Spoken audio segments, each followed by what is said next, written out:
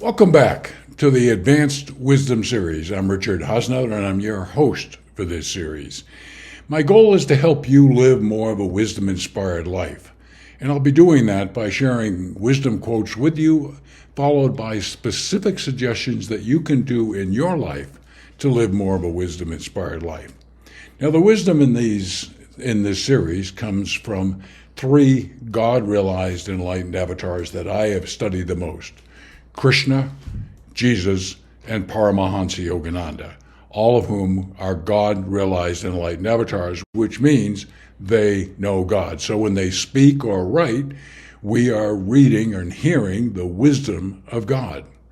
So, in this particular episode, we're going to be talking about topics like healing the soul and happiness.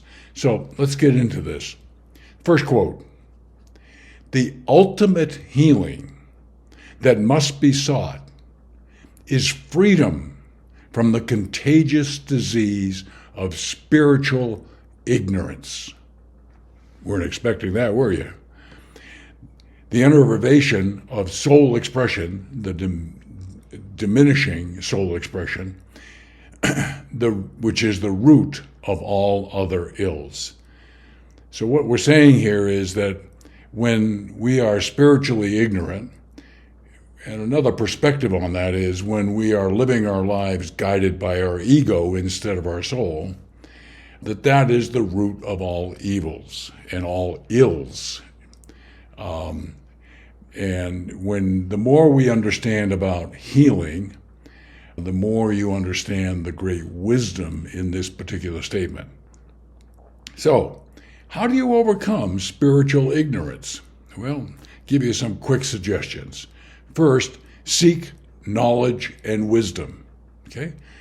I am a person who deeply understands that I am vastly ignorant, which means I love to learn, which means I seek wisdom and knowledge, all of which enrich my life and advance me in my spiritual journey. The second suggestion is practice mindfulness, just being, settle down, be calm, let things be simple, okay?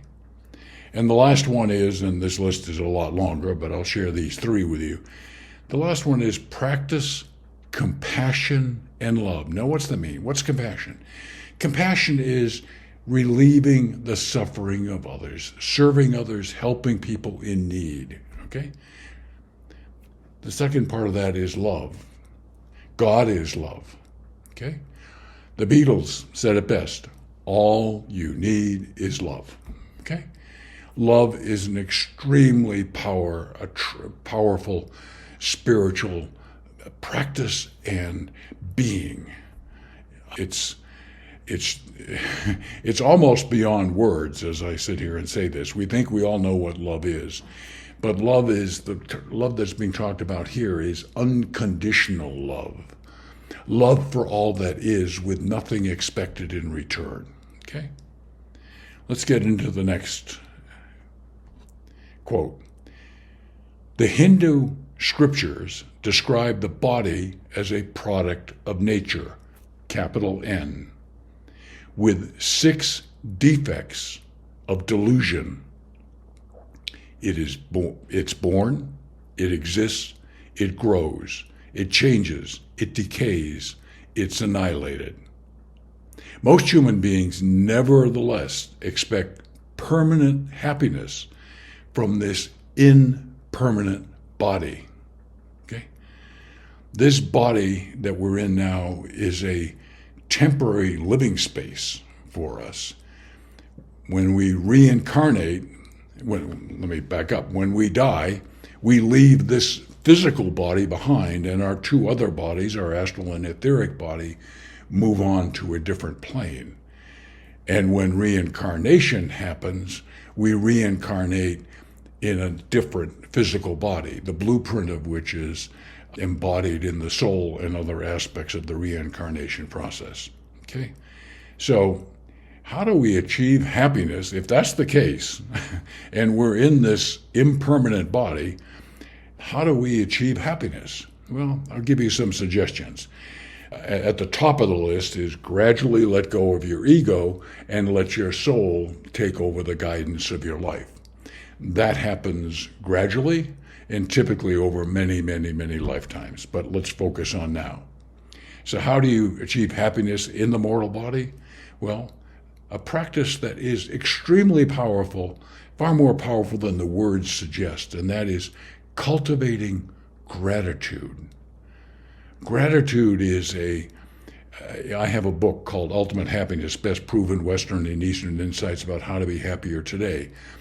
And gratitude is like one of those cornerstone practices that can greatly add to happiness. Gratitude for a wide variety of things. The list can be very long if you let it be. Second is cultivate positive emotions. What are positive emotions like? Love, caring, compassion, gratitude, appreciation. Cultivate the positive emotions, and they will help you be happier in your mortal body.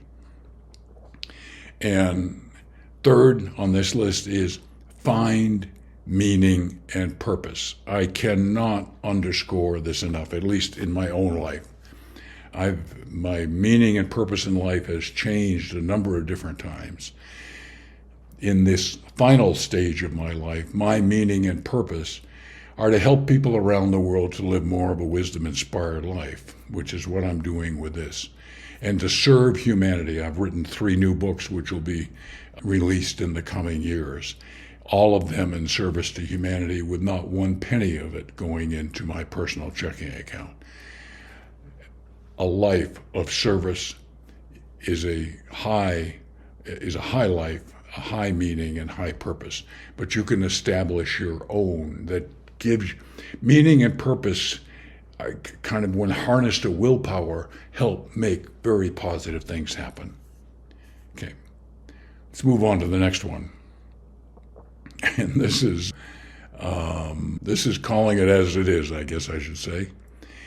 It's hard to give up the known sense pleasures of the present for unknown pleasures that may arrive in the future. This is the reason why millions of people would rather eat, drink, and try to be merry today than take the trouble to meditate and make an investment for a future of lasting happiness. Very true. Okay? When I started my journey, I entertained this thought.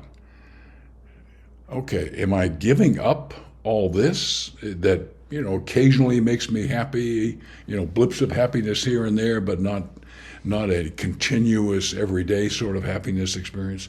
Is that what I'm doing? And what am I going to get in return for all this effort? And I understand that. And you can read the books and they'll tell you that the major things that can happen. At some point in your journey, adopting the practice of meditation, which is the simplest thing to explain to people how to meditate, but the single most difficult thing you will ever do in your life to do well, okay?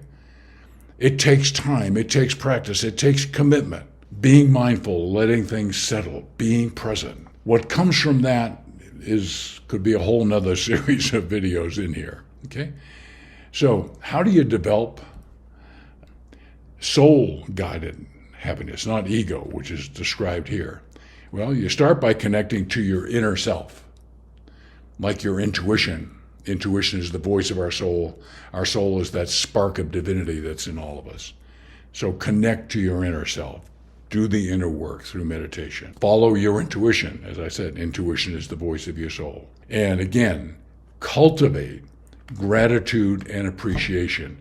This is not only known as a spiritual practice, but Western science, the field of positive psychology, knows beyond a shadow of a doubt that when we are grateful and appreciative on an ongoing basis, sincerely and deeply, we become happier and we stay happier as the more we practice gratitude and appreciation. Okay, as always, I deeply appreciate you listening to this series. I look forward to reconnecting with you soon.